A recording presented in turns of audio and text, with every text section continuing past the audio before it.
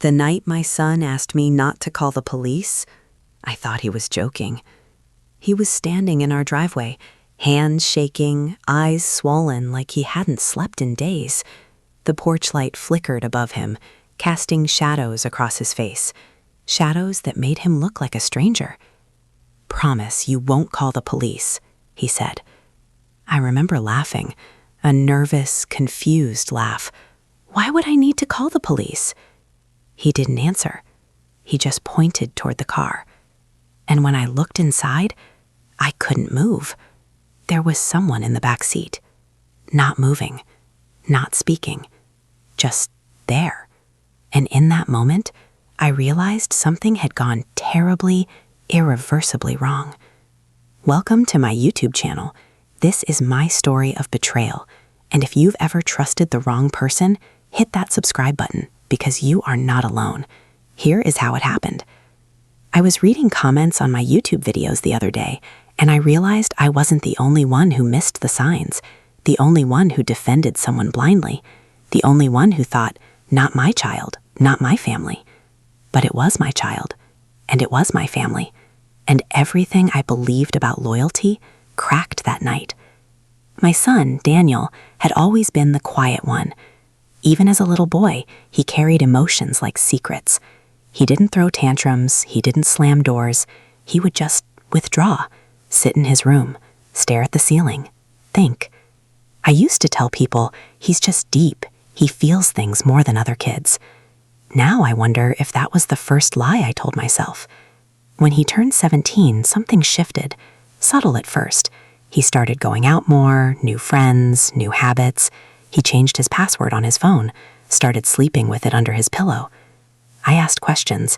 He gave short answers. Just school stuff, just friends, just tired. Just. Always just. His father thought I was overreacting. He's a teenage boy, Mark would say. You're smothering him. So I backed off. I told myself trust was more important than suspicion. I didn't check his room. I didn't go through his phone. I didn't follow him when he left the house at midnight claiming he needed air, because I wanted to be the cool mom, the safe place, the one he could tell anything. But safety only works when the truth walks through the door. And that night, truth came screaming into my driveway. When I looked into the car, my brain refused to process what I was seeing. A girl, young, maybe 16, 17 at most. Her head was tilted against the window, her hair partially covering her face. There was a smear of something dark near her temple. "Daniel," I whispered, my throat dry. "Who is that?" "She's fine," he said too quickly. Too quickly. My heart started pounding so hard I could feel it in my ears. "She passed out," he continued. "It's not what it looks like." That's what people always say, don't they? It's not what it looks like. But it looked like a nightmare. "Open the door," I demanded. He didn't move. "Mom, please," he said, and that word, please, cracked something inside me. "If you call the police, it'll ruin everything." Ruin everything. I stared at him, at the boy I carried for 9 months, the boy who used to crawl into my bed during thunderstorms, the boy who cried when our dog died, and I realized I didn't know him. "Daniel," I said slowly, carefully, "what did you do?" His silence was louder than any confession. The wind picked up, rustling the trees. Somewhere down the street, a dog barked. Normal sounds. Ordinary life continuing as if my world wasn't collapsing in slow motion. "Is she breathing?" I asked. He nodded. I stepped closer to the car, my legs trembling. I leaned down, peering through the glass. Her chest rose, fell, slowly. Relief hit me, but it didn't last, because I noticed something else. Her wrists. They were red, not bruised exactly, but marked, like someone had grabbed her too tightly. I felt cold, ice cold. "Daniel," I said again, my voice barely recognizable. "Tell me exactly what happened." He ran a hand through his hair. His breathing was erratic now. "She wasn't supposed to get hurt. Wasn't supposed to." Those 3 words echoed in my mind like a gunshot. I wanted to call 911. Every instinct screamed at me to grab my phone. but he stepped in front of me. "Mom, if you love me, don't." And there it was, the impossible choice. Motherhood versus morality.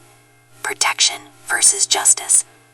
I had raised him to be kind, to respect girls, to walk away from trouble. So how did we get here? How did I miss it? Or worse, did I ignore it? Because suddenly memories started replaying differently in my head. The sudden cash he couldn't explain. The late night whispers. The way he flinched when I entered a room unexpectedly. Had there been anger beneath his quiet all along? Had I been so desperate to believe in my son that I blinded myself to the truth? "Mom," he said again, softer now. "It was an accident." Accident.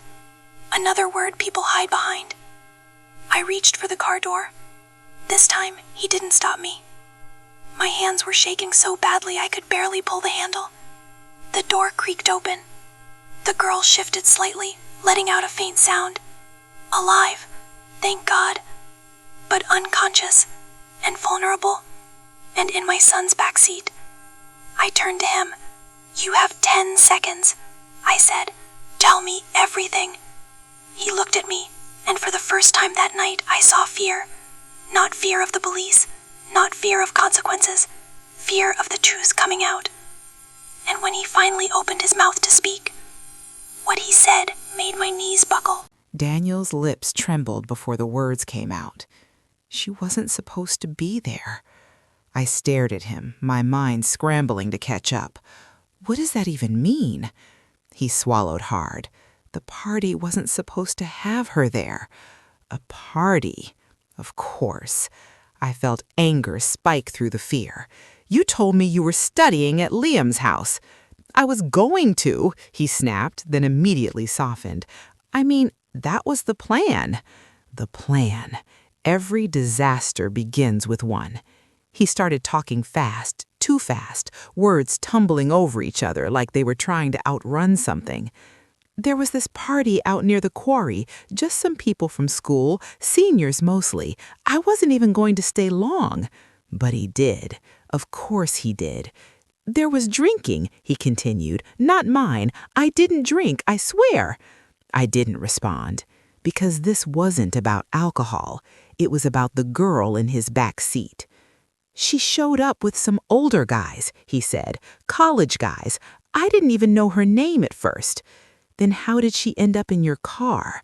The question hung between us like smoke. He hesitated, and that hesitation told me more than his words ever could. "They were fighting," he said finally. "One of the guys and her. It got loud. People were watching, filming." Filming, because that's what this generation does when something goes wrong. "They were grabbing her," he continued. "She was yelling. I stepped in." My heart skipped. "You stepped in?" He nodded quickly. "Yeah, I told them to back off. It got heated. And one of them shoved me." I could almost see it. Testosterone, ego, an audience.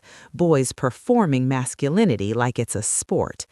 "I shoved him back," Daniel said. "Then she grabbed my arm and said, 'Please get me out of here.'" That word again. Please.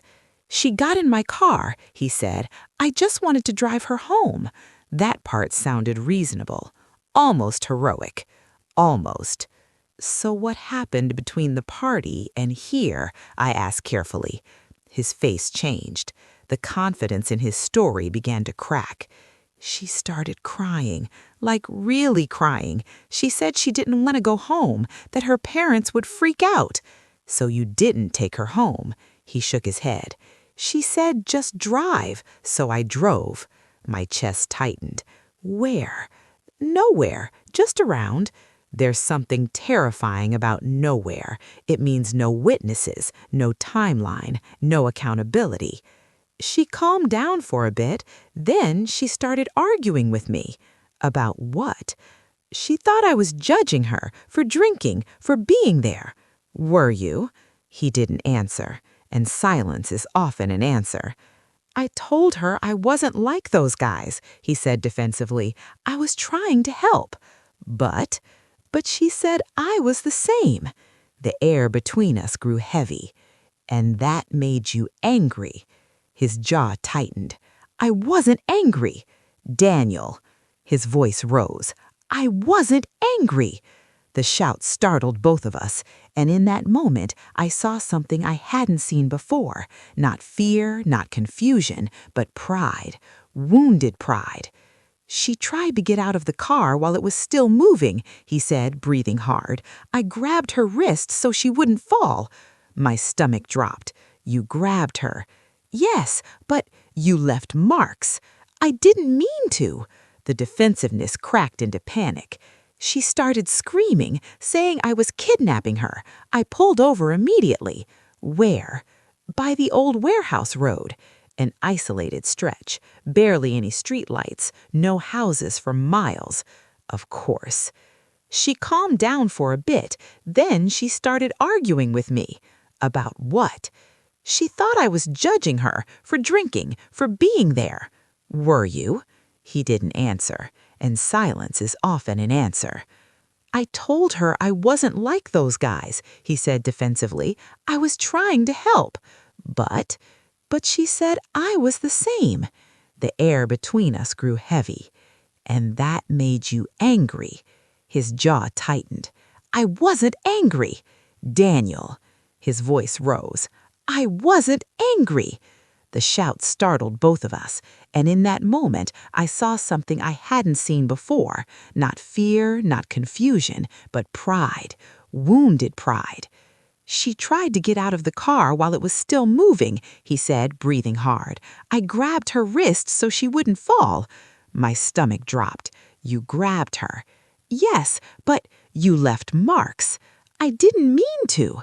The defensiveness cracked into panic. She started screaming, saying I was kidnapping her. I pulled over immediately. Where? By the old warehouse road. An isolated stretch, barely any streetlights, no houses for miles. Of course. She calmed down for a bit, then she started arguing with me. About what? She thought I was judging her for drinking, for being there. Were you? He didn't answer, and silence is often an answer. I told her I wasn't like those guys, he said defensively. I was trying to help. But she said I was the same. The air between us grew heavy. And that made you angry. His jaw tightened. I wasn't angry. Daniel. His voice rose. I wasn't angry. The shout startled both of us, and in that moment I saw something I hadn't seen before. Not fear, not confusion, but pride. Wounded pride. She tried to get out of the car while it was still moving, he said, breathing hard. I grabbed her wrist so she wouldn't fall. My stomach dropped. You grabbed her. Yes, but you left marks. I didn't mean to. The defensiveness cracked into panic. She started screaming, saying I was kidnapping her. I pulled over immediately. Where? By the old warehouse road. An isolated stretch, barely any streetlights, no houses for miles. Of course. She calmed down for a bit, then she started arguing with me. About what? She thought I was judging her for drinking, for being there. Were you? He didn't answer, and silence is often an answer. I told her I wasn't like those guys, he said defensively. I was trying to help. But she said I was the same. The air between us grew heavy. And that made you angry. His jaw tightened. I wasn't angry. Daniel. His voice rose. I wasn't angry. The shout startled both of us, and in that moment I saw something I hadn't seen before. Not fear, not confusion, but pride. Wounded pride. She tried to get out of the car while it was still moving, he said, breathing hard. I grabbed her wrist so she wouldn't fall. My stomach dropped. You grabbed her. Yes, but you left marks. I didn't mean to. The defensiveness cracked into panic. She started screaming, saying I was kidnapping her. I pulled over immediately. Where? By the old warehouse road. An isolated stretch, barely any streetlights, no houses for miles. Of course. She calmed down for a bit, then she started arguing with me. About what? She thought I was judging her for drinking, for being there. Were you? He didn't answer, and silence is often an answer. I told her I wasn't like those guys, he said defensively. I was trying to help. But she said I was the same. The air between us grew heavy. And that made you angry. His jaw tightened. I wasn't angry. Daniel. His voice rose. I wasn't angry. The shout startled both of us, and in that moment I saw something I hadn't seen before. Not fear, not confusion, but pride. Wounded pride. She tried to get out of the car while it was still moving, he said, breathing hard. I grabbed her wrist so she wouldn't fall. My stomach dropped. You grabbed her. Yes, but you left marks. I didn't mean to. The defensiveness cracked into panic. She started screaming, saying I was kidnapping her. I pulled over immediately. Where? By the old warehouse road. An isolated stretch, barely any streetlights, no houses for miles. Of course. She calmed down for a bit, then she started arguing with me. About what? She thought I was judging her for drinking, for being there. Were you? He didn't answer, and silence is often an answer. I told her I wasn't like those guys, he said defensively. I was trying to help. But she said I was the same. The air between us grew heavy. And that made you angry. His jaw tightened. I wasn't angry. Daniel. His voice rose. I wasn't angry. The shout startled both of us, and in that moment I saw something I hadn't seen before. Not fear, not confusion, but pride. Wounded pride. She tried to get out of the car while it was still moving, he said, breathing hard. I grabbed her wrist so she wouldn't fall. My stomach dropped. You grabbed her. Yes, but you left marks.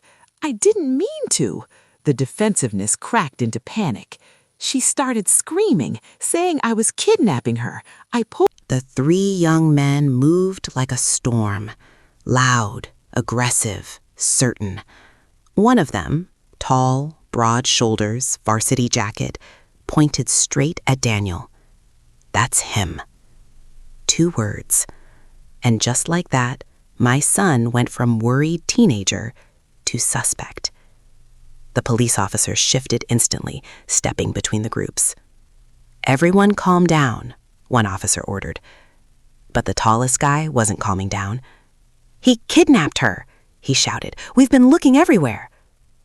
Kidnapped. The word hit me like ice water. Daniel flinched. That's not true. I stepped forward instinctively. He brought her here because she was unconscious.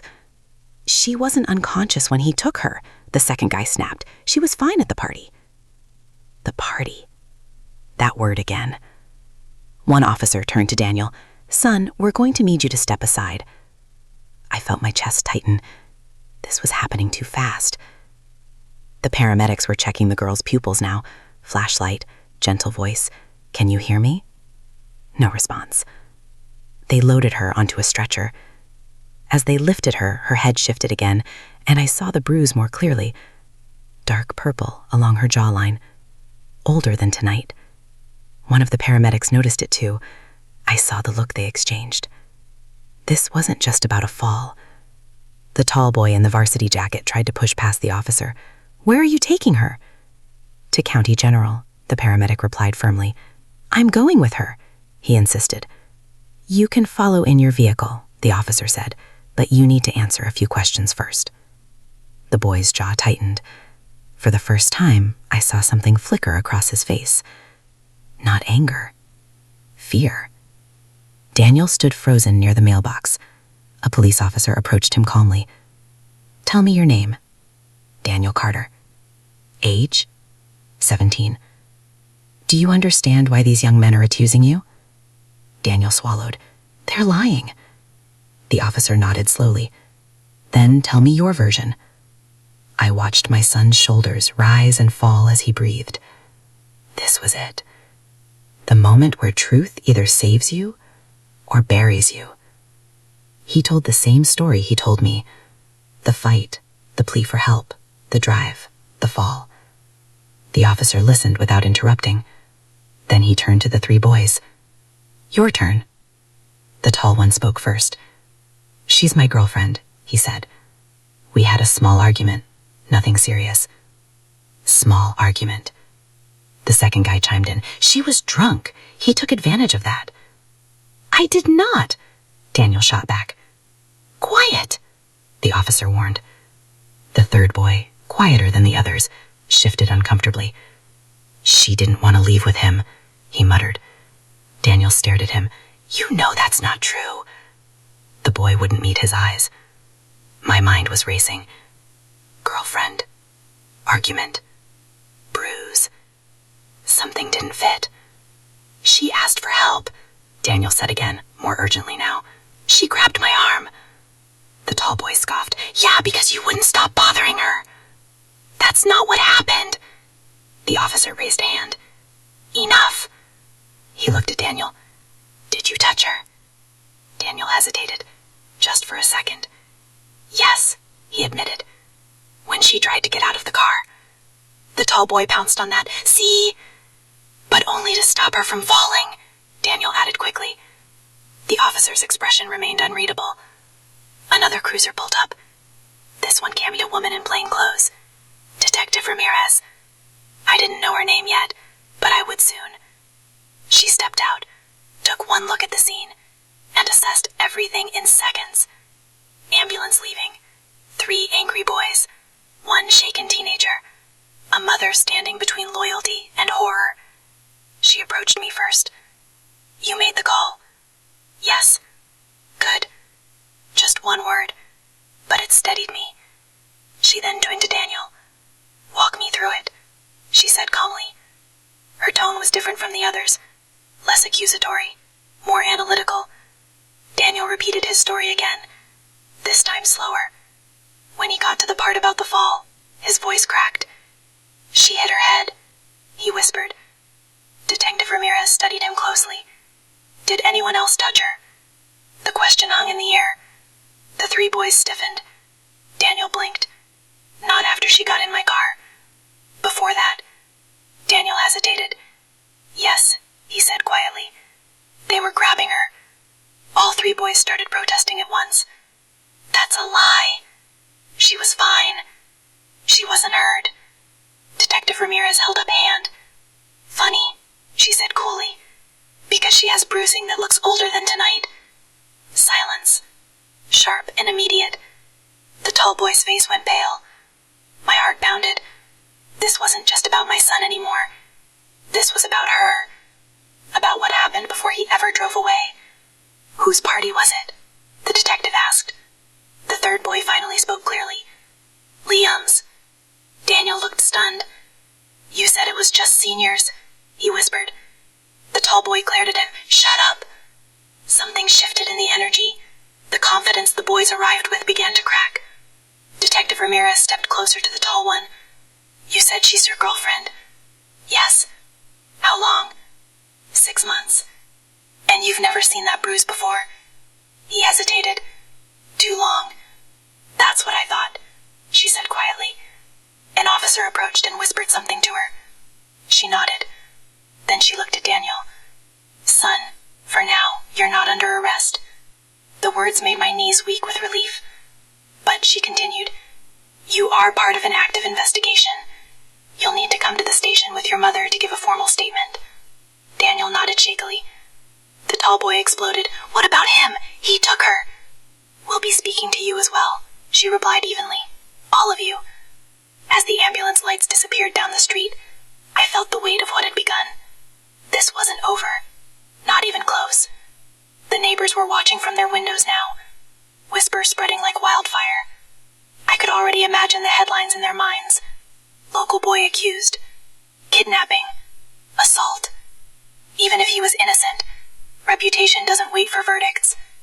Daniel climbed into the back of the cruiser voluntarily. I got into my car to follow. Before pulling away, I looked at him through the window. He looked small. 17 again. Not a suspect. Not a villain. Just a scared boy. But fear doesn't erase consequences. At the station we were separated. I hated that part.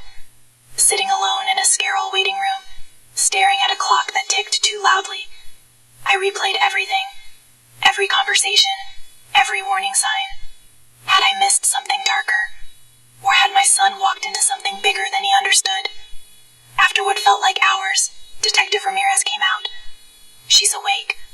My breath caught. And she's asking for Daniel. The world tilted. Why? I whispered. The detective's expression was unreadable. She says he's the only one who tried to help her. Relief flooded me so intensely I almost cried. But the detective wasn't finished. She also says, she continued slowly, that what happened at that party wasn't an accident. My stomach dropped. What happened? She claims her boyfriend lost his temper, and that the others didn't stop him. I closed my eyes. The bruise, the fear, the desperate plea, it all made sense. But Detective Ramirez leaned in closer. There's one more thing. My heart pounded again. She says Daniel wasn't entirely honest either. The room felt way too small. What do you mean? The detective's voice lowered. She says he didn't just grab her wrist. She paused. She says he locked the doors. The words hit me like a punch to the gut. She says he locked the doors. I stared at Daniel through the glass partition. His head was bowed, his hands clenched together. I didn't know what to think anymore. Fear? Panic? Guilt? Shame? All of it, mixed into something I couldn't name. Detective Ramirez continued, her voice calm but firm. Daniel, did you lock the doors? He hesitated. His lips quivered. Then he whispered, I didn't want her to fall out again. She was panicking, hitting the windows. She said she was screaming, crying, begging you to let her out. Yes, Daniel shouted. I panicked. I didn't know what else to do.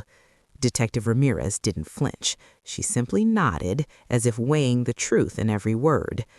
And now she's scared, she said softly, and so is her family. I felt a cold rage rising in my chest.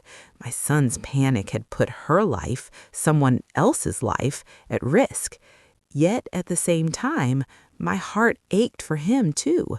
He was 17. He'd made mistakes, horrible, terrifying mistakes. But he was my child, and my instinct screamed that he hadn't meant true harm. They brought her into a small room to speak with her privately. Daniel and I sat in another. Silence stretched between us like a taut rope, ready to snap.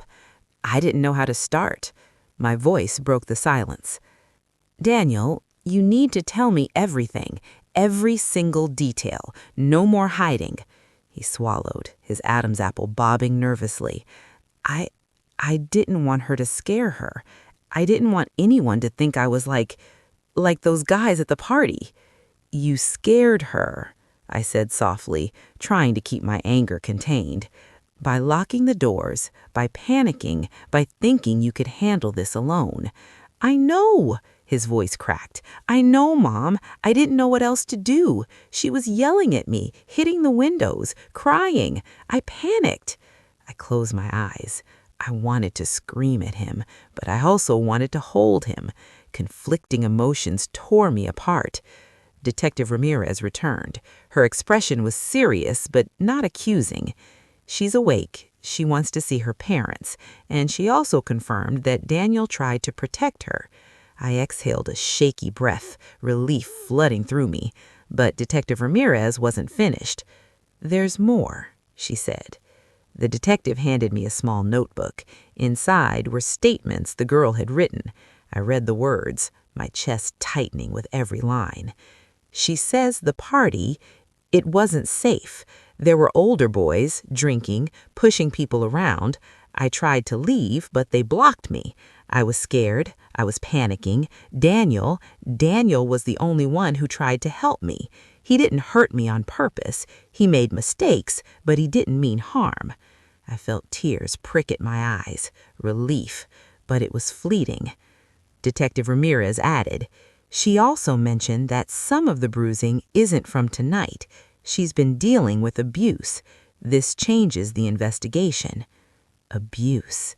The word echoed. My stomach churned. My son's innocence suddenly felt even more fragile. He wasn't just a teenager in over his head. He was involved in something much bigger than he understood. "Mom," Daniel whispered, "I didn't know." "I know you didn't know, but now we have to fix it. We have to do the right thing." They allowed Daniel to see her briefly with an officer present. The moment he walked into the room, she flinched at first, but then recognition softened her expression. "You were trying to help me," she said quietly. Daniel nodded, tears in his eyes. "I panicked. I didn't know what to do.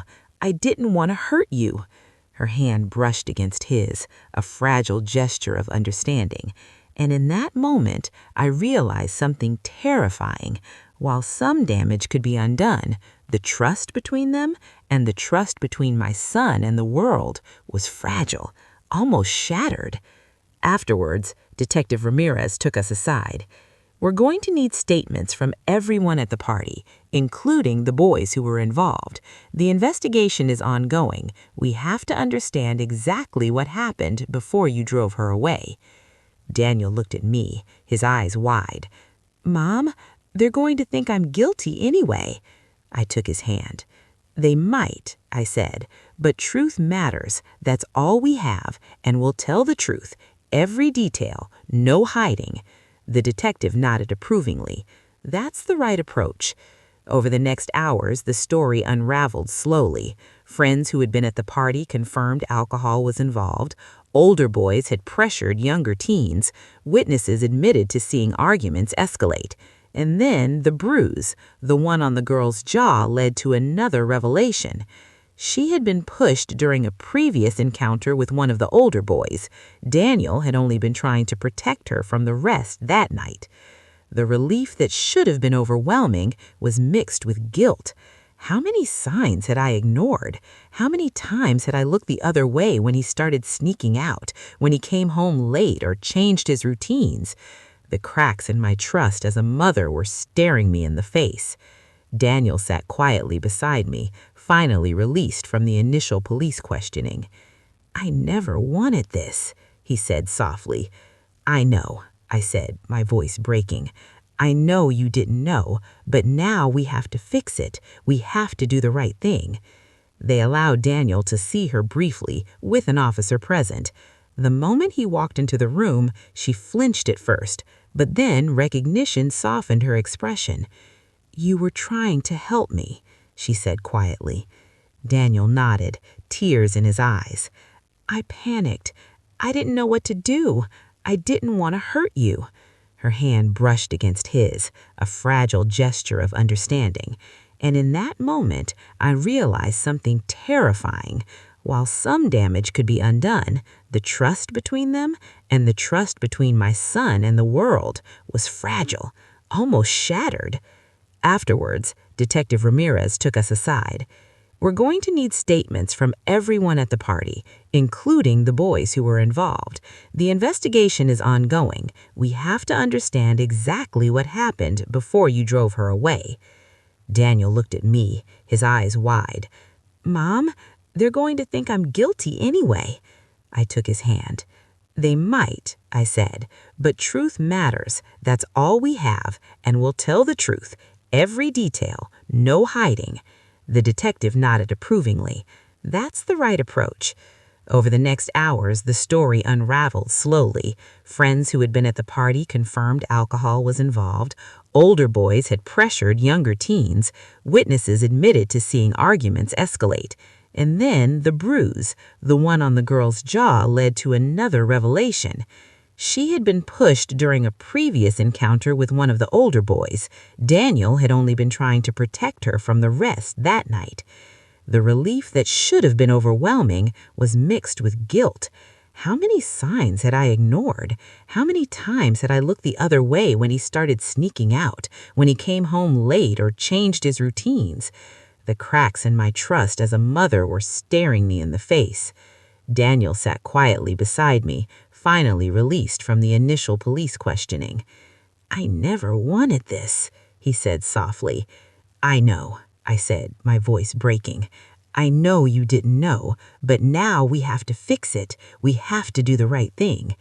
They allowed Daniel to see her briefly, with an officer present. The moment he walked into the room, she flinched at first, but then recognition softened her expression. "You were trying to help me," she said quietly. Daniel nodded, tears in his eyes. "I panicked. I didn't know what to do. I didn't want to hurt you." Her hand brushed against his, a fragile gesture of understanding. And in that moment, I realized something terrifying. While some damage could be undone, the trust between them and the trust between my son and the world was fragile, almost shattered. Afterwards, Detective Ramirez took us aside. "We're going to need statements from everyone at the party, including the boys who were involved. The investigation is ongoing. We have to understand exactly what happened before you drove her away." Daniel looked at me, his eyes wide. "Mom, they're going to think I'm guilty anyway." I took his hand. "They might," I said, "but truth matters. That's all we have, and we'll tell the truth. Every detail, no hiding." The detective nodded approvingly. "That's the right approach." Over the next hours, the story unraveled slowly. Friends who had been at the party confirmed alcohol was involved. Older boys had pressured younger teens. Witnesses admitted to seeing arguments escalate. And then the bruise, the one on the girl's jaw, led to another revelation. She had been pushed during a previous encounter with one of the older boys. Daniel had only been trying to protect her from the rest that night. The relief that should have been overwhelming was mixed with guilt. How many signs had I ignored? How many times had I looked the other way when he started sneaking out, when he came home late or changed his routines? The cracks in my trust as a mother were staring me in the face. Daniel sat quietly beside me, finally released from the initial police questioning. "I never wanted this," he said softly. "I know," I said, my voice breaking. The following week blurred into a tense rhythm of police interviews, school calls, and whispered rumors spreading through the neighborhood. Every time Daniel left a house, I felt my heart thud in my chest. Every time my phone rang, I flinched. The weight of responsibility and fear pressed down on me, heavier than anything I'd ever experienced.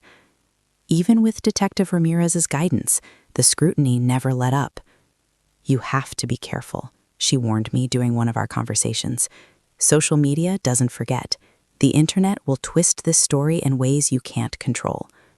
I nodded silently. And I couldn't stop thinking about the girl, about her fear, about the older boys, about the bruises that revealed there was more to this than a single night gone wrong. Daniel returned to school midweek, but it was a different world. Hallways once filled with laughter now felt like minefields. Every whisper, every glance, every smirk felt like an accusation. He walked tall, trying to appear unshaken, but I could see the tension in his shoulders. I saw it in the way he avoided eye contact, in the way he flinched when someone approached too closely. "I know what people are thinking," I said gently that evening as we sat in the kitchen. "You can't control their thoughts. You can only control your actions." "I just want it to be over," he muttered, staring at his hands. "I didn't hurt her. I panicked. I tried to help." "And you did," I said firmly. "But sometimes trying to help is messy, and messy things have consequences." He nodded quietly. Later that night, I went through the statements again. Police reports, witness accounts, texts from the party. My head spun. It wasn't just Daniel's actions under scrutiny anymore. It was every choice that led him there, every adult who missed the signs, every environment that allowed this chaos to spiral.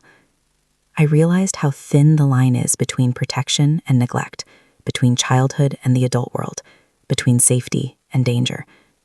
And the more I read, the more I understood that this story wasn't just Daniel's. It was mine too. Detective Ramirez visited us at home one evening. Her tone was calm, but her presence carried authority. There are inconsistencies in the other boys' statements, she said, and there's evidence of previous incidents at that party. What kind of incidents? I asked, dread pooling in my stomach.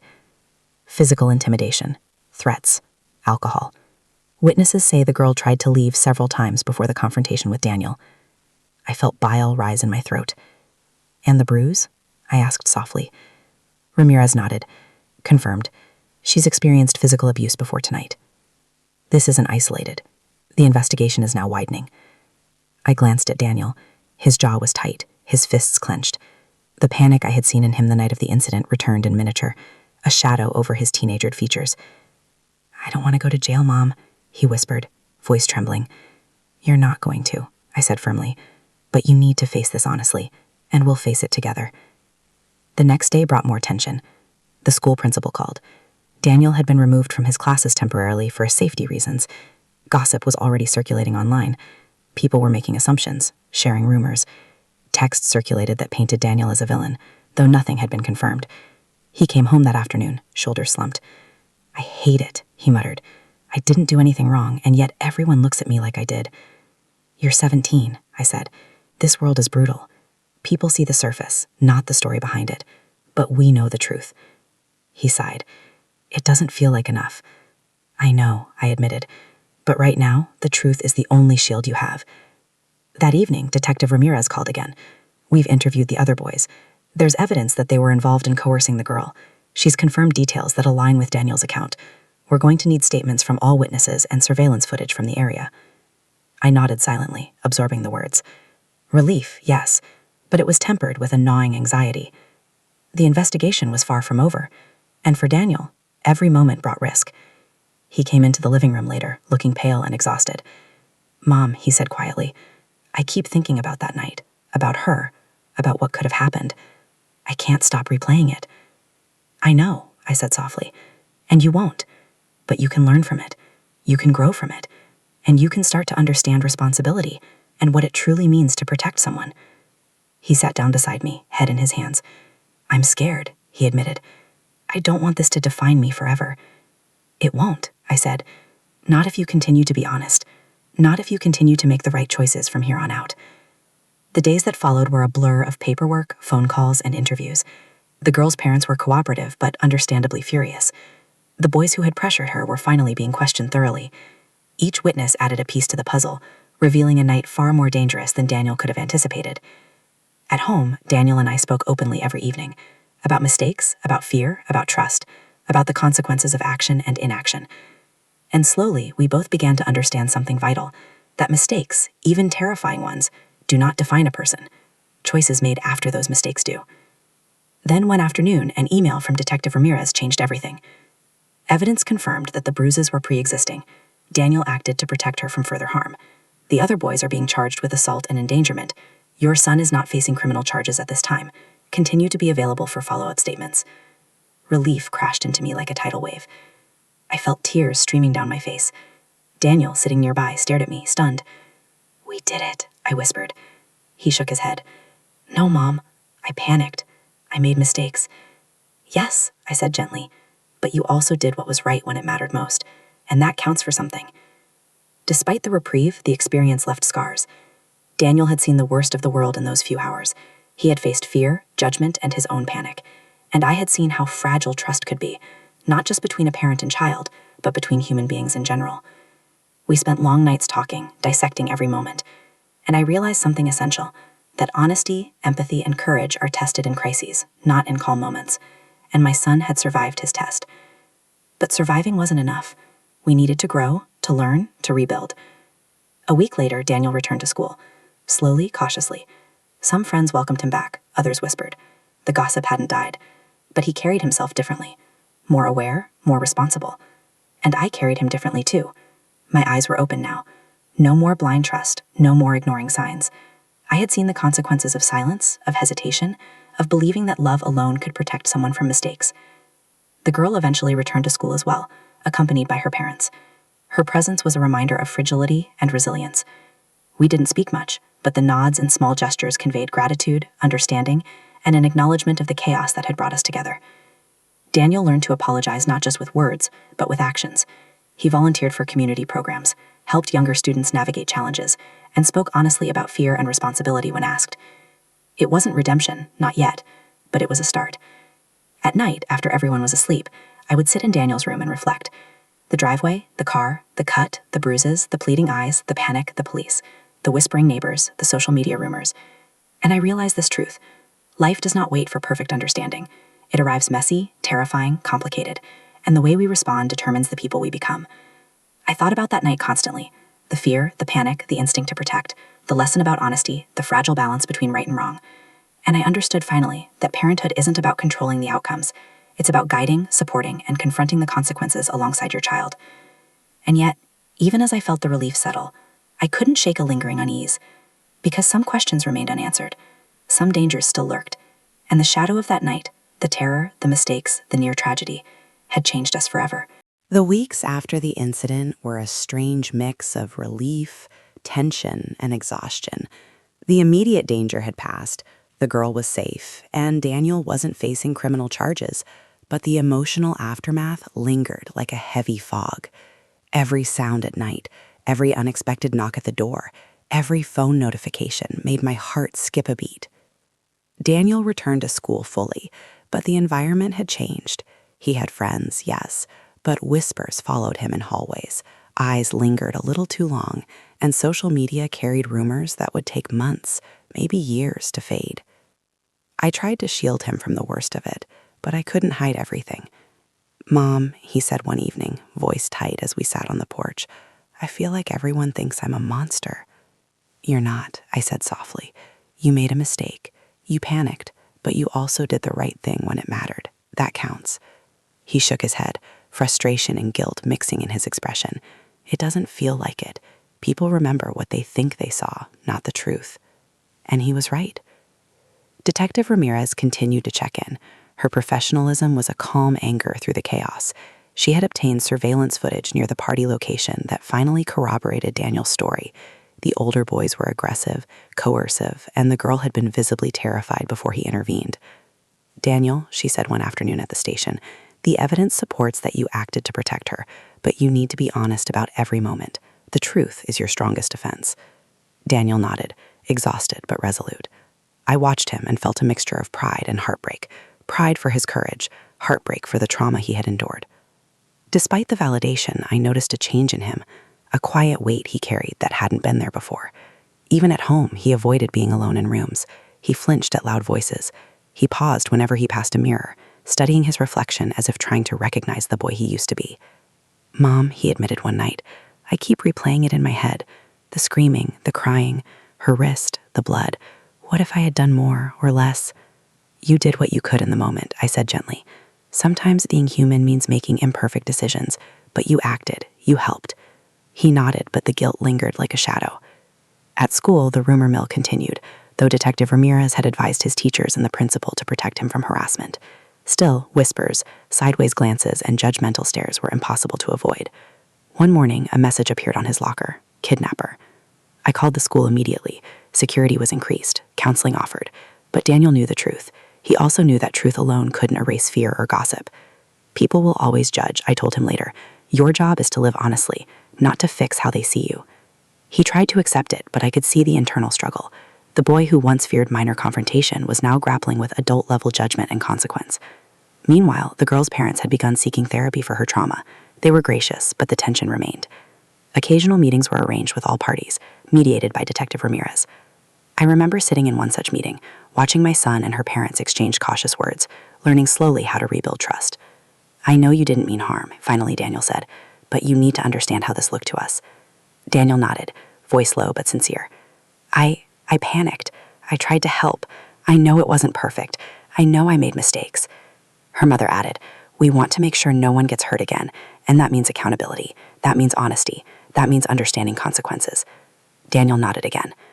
Even as we navigated the external consequences, the internal ones were more profound. I noticed Daniel becoming more reflective. He avoided impulsive behavior. He started questioning actions before taking them. He journaled nightly about decisions and outcomes. One evening, he turned to me with a question that broke my heart and reminded me of how much he had grown. "Mom, do you think one mistake can define me forever?" I held his gaze. "No, one mistake doesn't define anyone, but the choices you make afterward, those define you. And so far, I see a boy. The weeks following the initial incident had been tense, but nothing compared to the day everything came to a head. The investigation was far from over, and tensions had been simmering quietly, waiting for the spark that would ignite the full storm. That morning, Detective Ramirez called with a new development. "There's evidence that contradicts some of the older boy's statements," she said. "We need Daniel at the station immediately, and his parents." My chest tightened. Contradicts?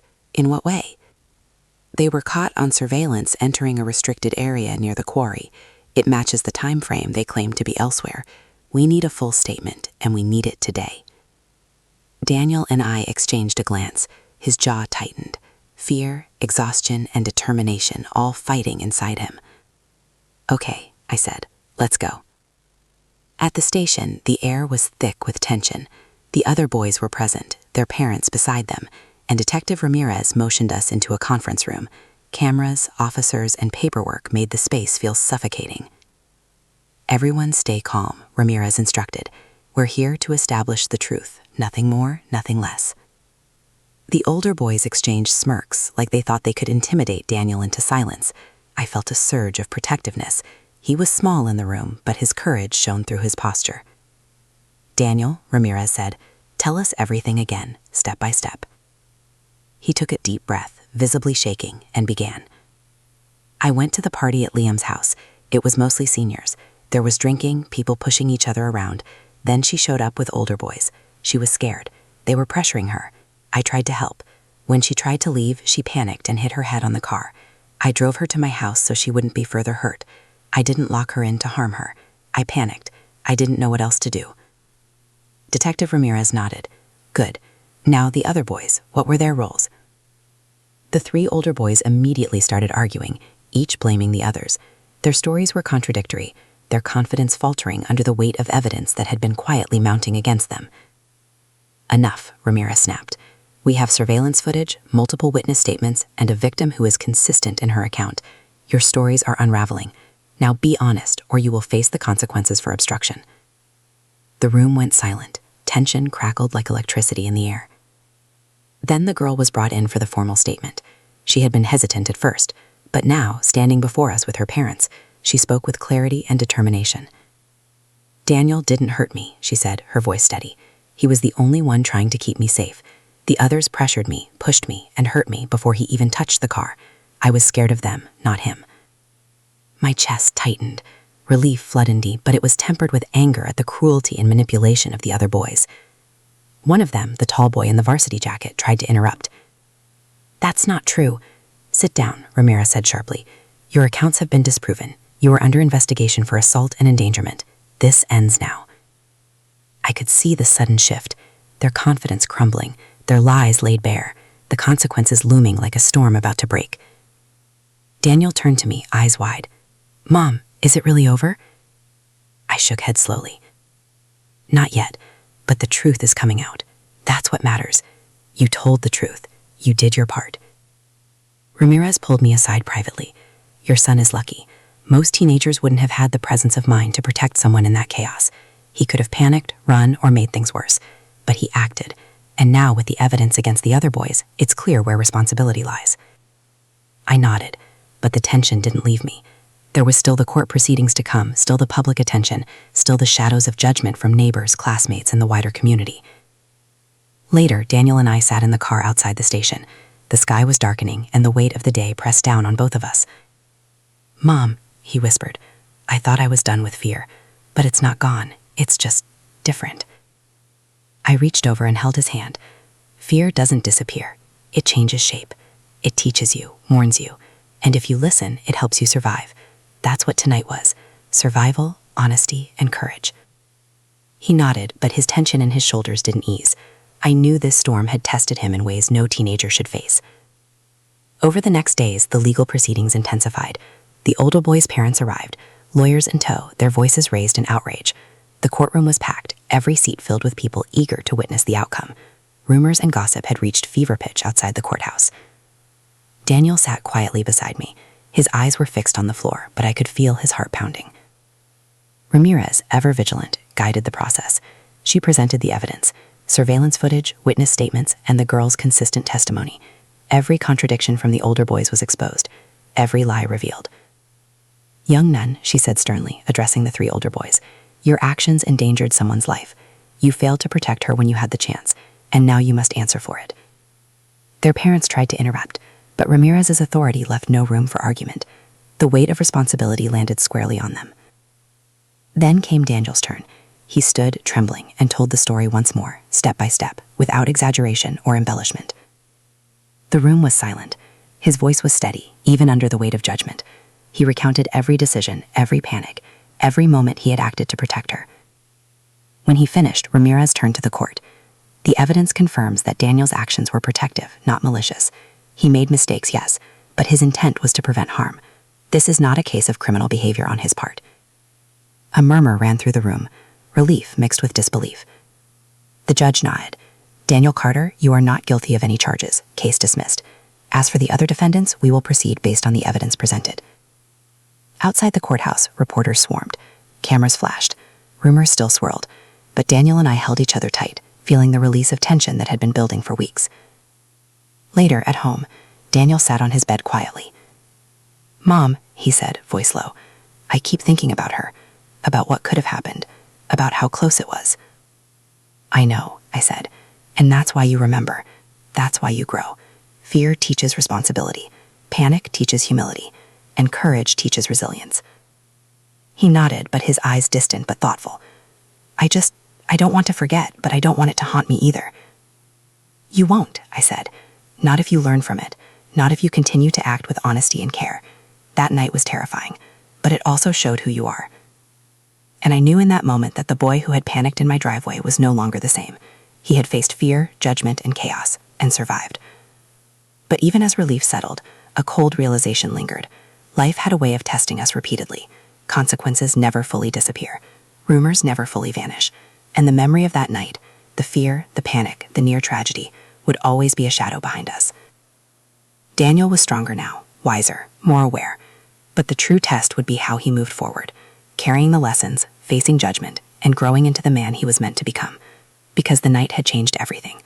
And some lessons, hard-earned, terrifying, unforgettable, never truly end. The weeks after the courtroom drama were quieter, but no less intense. Life had shifted, subtly but irrevocably. Daniel returned to school, this time under a protective plan. Teachers were aware of the full story. Social media chatter had settled, though nothing like this ever fully disappears online. And yet, amidst the tension, we began the slow process of healing. I noticed subtle changes in Daniel. He walked with a new confidence, not arrogance, but awareness. He was more cautious in his actions, more reflective in his decisions. He listened more than he spoke, and when he did speak, his words carried weight, carefully considered. The boy who had panicked that night was gone. In his place was someone older, tempered by experience, scarred but wiser. One evening we sat on the porch together, the sun setting in streaks of gold and crimson. The air was still, almost fragile, as if the world itself were holding its breath. "Mom," Daniel began quietly, "I keep thinking about that night, about what I could have done differently, about her, about the other boys, about everything." "I know," I said softly. "It's normal to replay events, especially ones that change your life. But you have to remember, you acted with intent to protect. That matters more than fear, guilt, or what-ifs." He nodded, staring at the fading light. "I feel like a different person now, like I'm older than 17 all of a sudden." "You are," I said. "Experience teaches faster than age, and sometimes fear teaches faster than experience." He smiled faintly. "I just hope I can keep growing from it, not be haunted by it." "You will," I promised. "But growth doesn't erase memory. It transforms it. It turns fear into wisdom, mistakes into lessons, and panic into courage." The girl's recovery continued, both physically and emotionally. Her parents reached out occasionally, offering updates and expressing gratitude. Though our families weren't close, a cautious mutual respect had formed. She had survived the night with a bruised body but an unbroken spirit, and Daniel had been a part of that. One afternoon, she spoke at a community meeting for teenagers about peer pressure, alcohol, and safety. Daniel attended quietly at the back, listening. He didn't speak publicly, but the knowledge that he had helped her, even imperfectly, filled him with a tentative sense of pride. At home, life slowly returned to routine. Homework, meals, laughter, arguments over trivial things. Normalcy resumed its quiet presence. But the night on the driveway, the screams, the panic, the car, the bruises, the police, it never left us. It lingered in quiet moments, in reflections at night, in the way Daniel now paused before acting, considered consequences, and approached situations with a measured calm. I realized that the lessons of that night weren't just for him, they were for me too. I had to let go of the illusion that parenthood could shield a child from everything. I had to accept that mistakes, fear, and panic are part of growing up. I had to guide, support, and stand beside him, even when the world judged harshly and unfairly. Daniel began journaling regularly, documenting his feelings, fears, and reflections. One entry in particular struck me. I learned that courage isn't the absence of fear, it's moving forward despite it. Mistakes don't define you, actions after mistakes do, and sometimes helping someone means facing your own worst fears first. I read it and felt a surge of pride. The boy who had screamed in panic in my driveway had grown into someone who could articulate lessons from terror and chaos. He had transformed fear into wisdom, guilt into accountability, and mistakes into moral understanding. The older boys faced legal consequences for their actions. The court proceedings confirmed their responsibility. It wasn't a perfect justice, no legal system ever is, but it was a form of closure. Daniel's name was cleared publicly, though the echoes of rumor and gossip remained a quiet shadow. At home, I noticed something remarkable. Daniel laughed more freely. He smiled without hesitation. He started engaging with friends again, cautiously but fully. The tension that had dominated our lives for weeks began to lift. And yet, the memory of that night remained vivid, a reminder of both fragility and resilience. One night, months later, we revisited the driveway. I stood with Daniel, looking at the space where everything had happened. The grass had grown back, the streetlights flickered as they always did. It was ordinary, and yet it was hallowed ground in our memory, a place where fear met courage, where mistakes met accountability, where life and death had almost collided. "Do you remember this?" I asked. Daniel nodded silently. "Every detail." "I do too," I said. "And I remember something else. That night taught us both that even in chaos, you can choose to do the right thing. Even when fear takes over, you can still act with care. Even when mistakes happen, you can learn and grow." He smiled faintly. "I'm trying to be that person now, the one who acts wisely, even under pressure." "You are," I said. "Every day." The final lesson I realized was this: life doesn't wait for preparation. Chaos arrives unannounced. Mistakes happen. Fear takes over. And yet, in the midst of all that, choices define us. Actions, honesty, courage, and empathy create the path forward. Daniel had faced fear head-on, acted despite panic, and grown stronger. He had learned that accountability matters more than perception, that mistakes can guide moral understanding, and that courage isn't the absence of fear, but the decision to act despite it. As a mother, I had learned alongside him to support without shielding, to guide without controlling, and to confront consequences with clarity and compassion. That night, as Daniel drifted to sleep, I watched him quietly. He was no longer the scared, panicked teenager in the car. He was a young man tempered by experience, learning that life is a series of tests, some terrifying, some painful, but all meaningful. And in that quiet room, I whispered a promise to myself and to him. We would face whatever came next together, with honesty, with courage, and with love. Because the night on the driveway, the panic, the mistakes, and the fear would always be a part of us, but it would not define us. It had taught us, shaped us, and ultimately strengthened us. And for that, even amidst the trauma, I was grateful.